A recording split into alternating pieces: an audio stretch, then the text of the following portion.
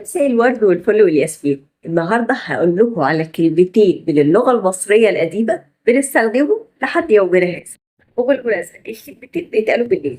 أول كلمة هنقولها وهي نيني. نيني يعني أهلا أهلا. لما أكون مرة على ناس بالليل وعايزة أرحب بيهم فبقول لهم نيني.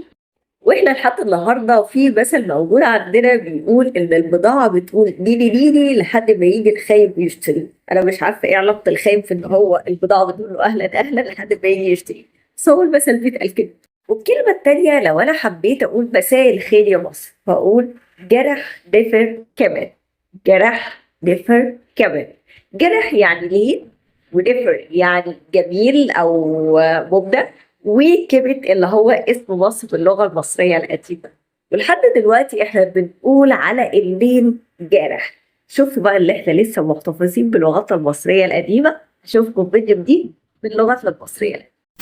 ما تنسوش لو عجبكم الفيديو تعملوا لايك وشير وسبسكرايب للقناة وتفعلوا زر الجرس عشان يوصل لكم كل جديد من الفيديوهات بتاعتي.